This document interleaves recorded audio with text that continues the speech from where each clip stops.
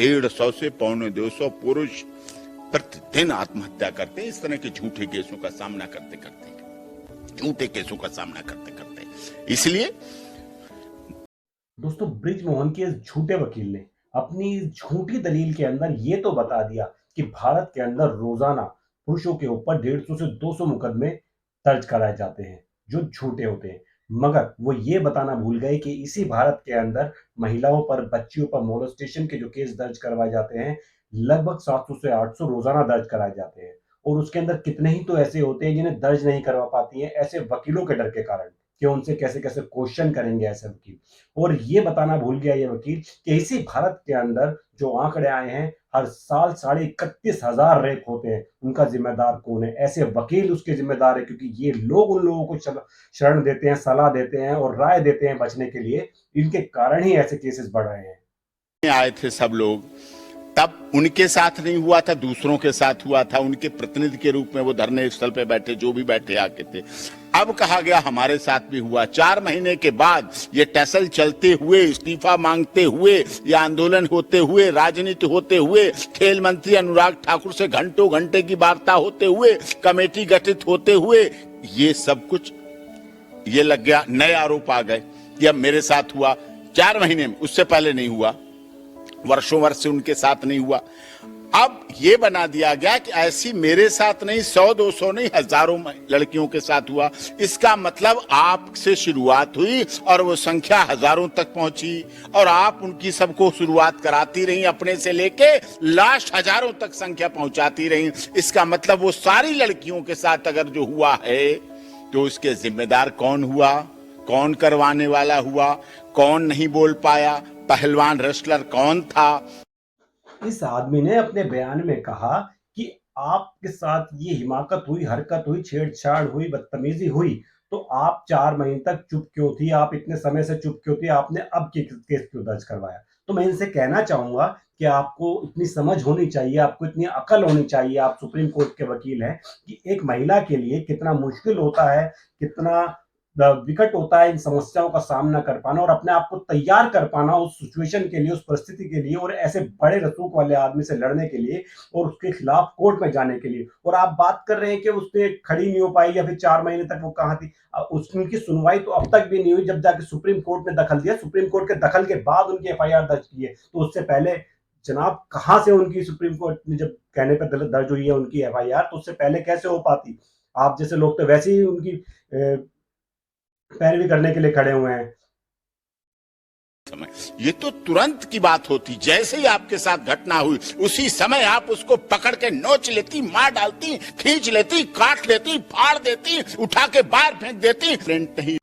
आपने वीडियो में बड़े प्यार से कह दिया कि आप उनको नोच लेती, चीर देती, फाड़ देती। क्या इतना आसान होता है एक रसूख वाले आदमी के ऊपर चढ़ जाना? क्या इतना आसान होता है उसे चाटा मार देना या उसको किसी प्रकार से उसको हिट कर देना? बड़े आसानी से कह दिया, क्योंकि आप जैसे लोग उनको बचाने में लगे रहते हैं। सब जानते हैं कि आप जैसे सुप्रीम कोर्ट के वकील उनकी पैरवी करते हैं और उन्हें कैसे भी बचा के ले जाते हैं, और उन्हीं बच्चियों पे उल्टा इल्जाम लगा दिया जाता है जो उनके खिलाफ खड़ी होती है। इसलिए हमारे देश की महिलाएं आज खड़ी नहीं हो पाती ऐसे लोगों के खिलाफ, क्योंकि वो जानती है कहीं ना कहीं उन्हीं का हैरासमेंट हो जाता है। तो इसी देश में आज इसीलिए लगभग अगर 31,500 रेप केसेस आते हैं, तो आप यकीन मानिए लगभग 50,000 केसेस ऐसे होते हैं जो दर्ज ही नहीं कराए जाते, जो फाइलों में ही नहीं होते, जो सिर्फ समाज की शर्म और बदनामी के कारण वापस ले लिए जाते हैं या फिर आते ही नहीं है।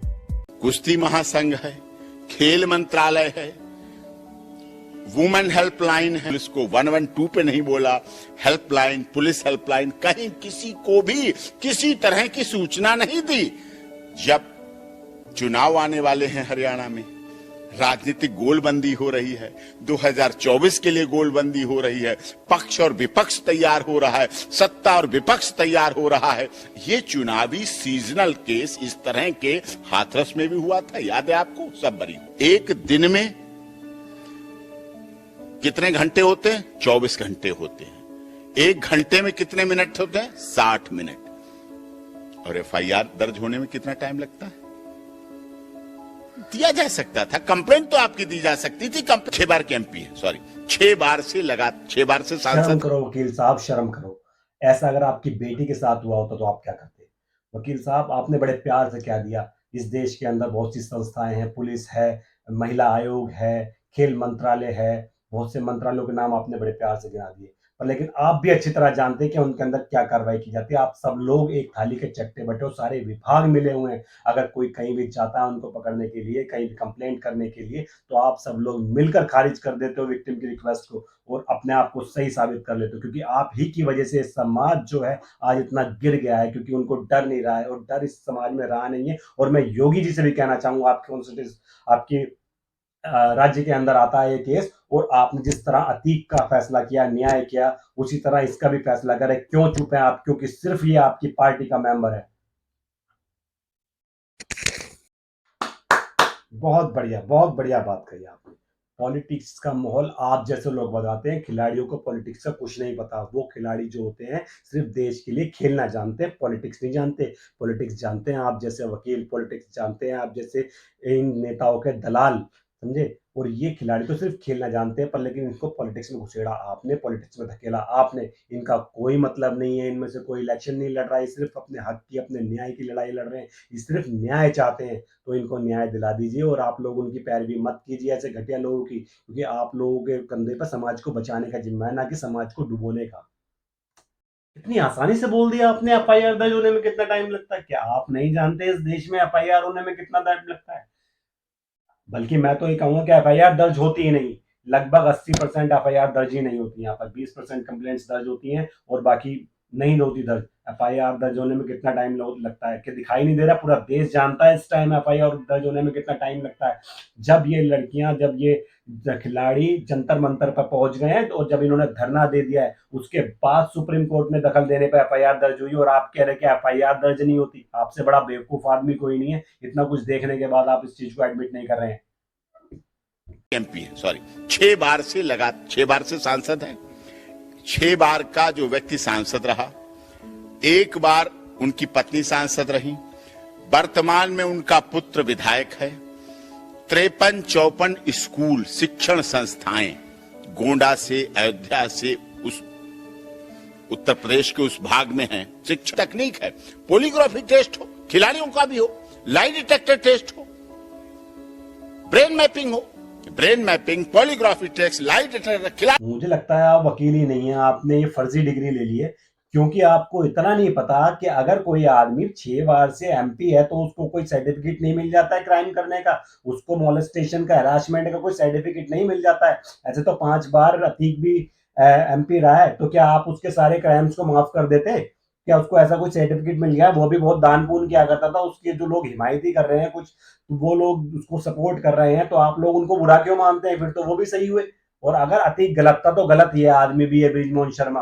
अपनी रीढ़ की हड्डी में जान लाइए, इंसान बनिए, आदमी बनिए, मर्द बनिए। इस तरह किसी की चाटुकारिता करने से आपको कुछ नहीं मिलने वाला, और मिल भी गया तो उस जिंदगी का कोई फायदा नहीं है जिसके अंदर, आदमी के अंदर उसकी रीढ़ ना। वकील साहब, या तो आप अंधे हो गए हो या अंधे होने का ड्रामा कर रहे हो। आपको दिखाई नहीं देता बृजमोहन शर्मा पर कितनी एफआईआर दर्ज हैं, कितने मुकदमे दर्ज हैं? आर्म्स एक्ट, गुंडा एक्ट, पोस्को और कितने कितने इसके ऊपर मुकदमे दर्ज हैं, आपको दिखाई नहीं देता क्योंकि आप अंधे हो गए हैं। सत्ता के लालच में, सत्ता की चाटुकारिता करते हुए अंधे हो गए हैं। अपनी इन आंखों पर से पट्टी हटाइए, इंसान बनिए और साथ दीजिए सच का। इतना तो तय है कि आप लोग इस केस से बृजमोहन को वापस बाहर निकाल कर ले जाएंगे, क्योंकि आपने कह दिया पॉलीग्राफी टेस्ट हो। सत्ता आपकी, सरकार आपकी, सब कुछ आप ही के हाथ में है। क्योंकि इस देश के अंदर हमने देखा है कि पोस्टमार्टम तक की रिपोर्ट बदल जाती है, तो पॉलीग्राफी तो चीज क्या है, कौन लोग उनके साथ है। पर लेकिन आप राजनीति से बाज नहीं आएंगे। हम बात नहीं कर रहे हैं कि कांग्रेस या बीजेपी की, हम बात कर रहे हैं कि इंडिविजुअल एमपी की। तो मैं बीजेपी से भी चाहूंगा कि वो ऐसे आदमी के ऊपर एक्शन ले। अब अपनी जबान खोलें मोदी जी, क्योंकि मोदी जी को जरूरत है अपनी छवि बचाने की। मोदी जी, आप ढह जाएंगे इस चक्कर में, प्लीज कोई एक्शन लीजिए। होगी, अगर सहमति नहीं है, ऑडियो रिकॉर्डिंग होगी, वीडियो रिकॉर्डिंग होगी, मैं सहमति भी मान लेता हूं। अगर यौन शोषण भी, तब भी ऑडियो वीडियो कुछ तो रिकॉर्डिंग होगी।